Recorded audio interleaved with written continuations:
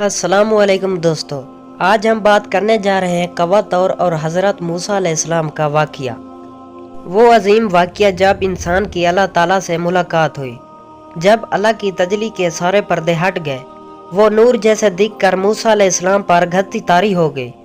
वो कौन सा मकाम था जहाँ उस कायनात के मालिक का ज़हूर हुआ था? उस जगह की क्या हालत हुई? वो जगह आज कहाँ है?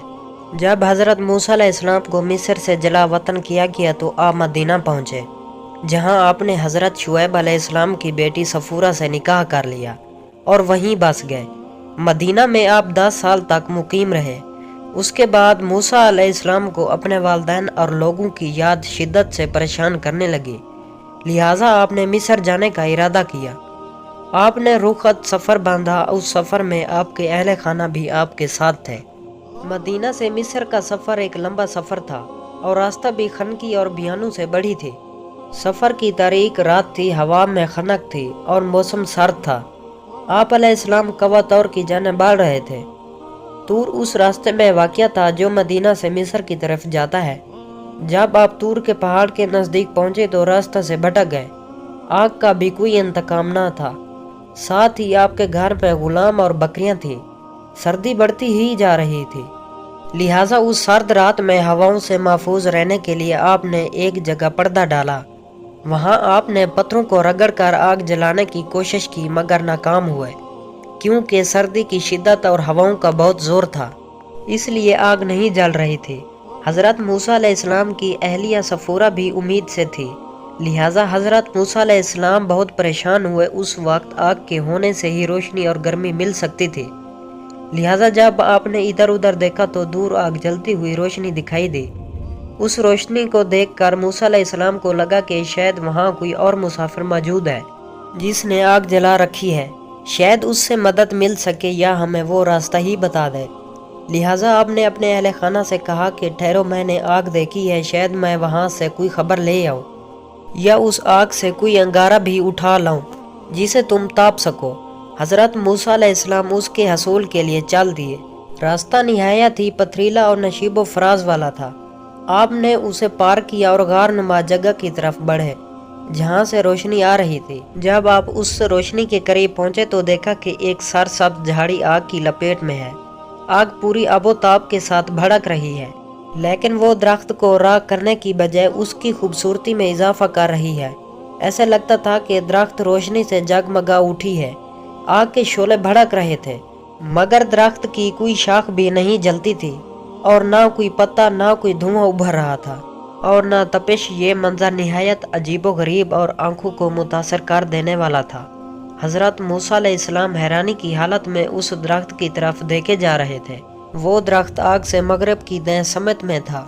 अचानक एक आवाज़ आई, ऐ मूसा, मैं ही तेरा रब हूँ, जूतियाँ उतार दे। तू वादी ए मुकद्दस समा में है और मैंने तुझे चुन लिया है। मैं ही अल्लाह हूँ, मेरे सिवा कोई खुदा नहीं। बस तू मेरी बंदगी कर और मेरी याद के लिए नमाज कायम कर। अल्लाह ताला ने खुद हज़रत मूसा अलैहिस्सलाम से कलाम किया और अपने बंदे को हुक्म दिया कि ये जगह पाक और मुकद्दस है और आपको अल्लाह ने नबी चुन लिया है ताकि आप मिस्र की तरफ जाएं और फिरौन को अल्लाह से डराएं। नेज़ आप से मूसा अलैहिस्सलाम की हिफाजत खुद अल्लाह रब्बुल इज़्ज़त के ज़िम्मे हो गई। फिर अल्लाह ताला ने हज़रत मूसा से फरमाया, ऐ मूसा, ये तेरे हाथ में क्या है? हज़रत मूसा अलैहिस्सलाम जो उस वाक़े पर हैरान और परेशान थे, फ़ौरन बोले, ये मेरी लाठी है, इस पर टेक लगा कर चलता हूँ, इसलिए अपनी बकरियों के लिए पत्ते झाड़ता हूँ और भी बहुत से काम हैं जो इससे करता हूँ। अल्लाह ताला ने हुक्म दिया, ऐ मूसा, इसे फेंक दो। हज़रत मूसा अलैहिस्सलाम ने फ़ौरन हुक्म की तामील की और अपना असाबा फेंक दिया। अचानक क्या देखते हैं कि ज़मीन पर गिरते ही वो अताबा सांप बन गया जो इधर उधर भागने लगा। उस पर मूसा अलैहिस्सलाम डर गए, पलट कर भागे और मुड़ने की हिम्मत ना की।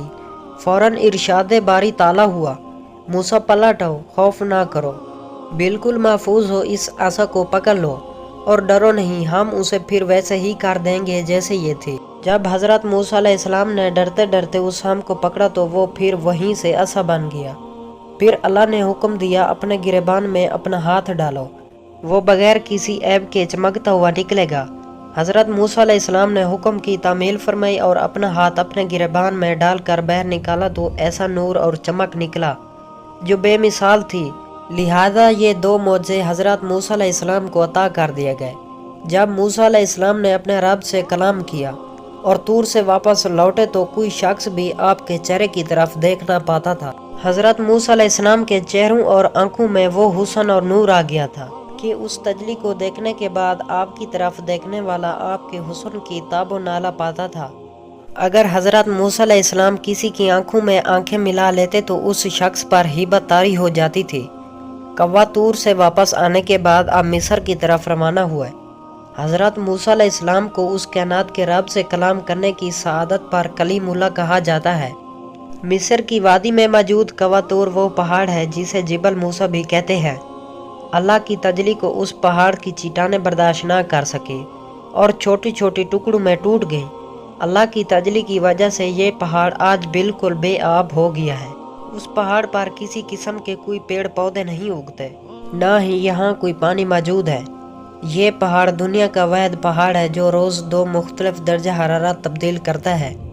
صبح کے وقت یہ نہایت ہی گرم ہوتا ہے اور رات کے وقت بالکل ٹھنڈا۔ یہ پہاڑ روز اپنے رنگ میں بھی تبدیلی لاتا ہے۔ یہ رات کے وقت سیاہ، صبح کے وقت سرخ اور دن میں بالکل سرمئی دکھائی دیتا ہے۔ آج سانڈ کھترائی نامی چرچ کوا طور کی دامن میں واقع ہے۔ یہ خانقاہ 4 صدی عیسیٰ میں بنائی گئی تھی۔ خانقاہ کے انتظامیہ کا کہنا ہے کہ وہ جھاڑی جس پر اللہ کی تجلی ہوئی اور موسیٰ علیہ السلام نے کلام کیا تھا آج تک وہی قائم ہے۔ انتظامیہ نے وہاں لکڑی کی رکاوٹیں بنا کر راستہ بند کر دیا۔ وہاں لوگوں کا داخل ہونا منع ہے۔ کچھ انسانوں نے اس جھاڑی کو مختلف علاقوں میں کاشت کرنے کی کوشش کی مگر وہ ناکام رہے۔ یہ جھاڑی دنیا کے کسی حصے میں بھی کاشت نہیں کی جا سکتی۔ آخر اس جھاڑی کی کلم کہیں دور بو دی گئی۔ وہاں پودا نکل آیا۔ سائنسدانوں نے اس جھاڑی کو معجزہ تسلیم کیا۔ بہرحال اس واقعے میں بہت سارے پوشیدہ پیغام موجود ہیں، جن میں ایک اہم پیغام یہ ہے کہ اتنی عظیم اور سخت پہاڑ اللہ کی تجلی کو برداشت نہ کر سکا اور جل کر سرما ہو گیا، لیکن ایمان والوں کا دل اللہ کی تجلی کو برداشت کر لیتا ہے۔ یہ مسلمانوں پر اللہ کی خاص رحمت ہے کہ اللہ کے کلام قرآن مجید کو ہم اپنے دلوں میں محفوظ کر سکتے ہیں۔ یہ دل اتنا عظیم و برکت ہے کہ جسے دیکھ کر فرشتے بھی حیرت زدہ رہ جاتے ہیں۔ جیسا کہ اللہ نے قرآن مجید میں فرمایا، اگر ہم نے اس قرآن کو پہاڑ پر اتار دیا گیا ہوتا تو تم دیکھتے کہ یہ پھٹ جاتا اور دھپ جاتا۔ آئی ہوپ کہ آج آپ لوگوں کو یہ واقعہ بہت پسند آیا ہوگا۔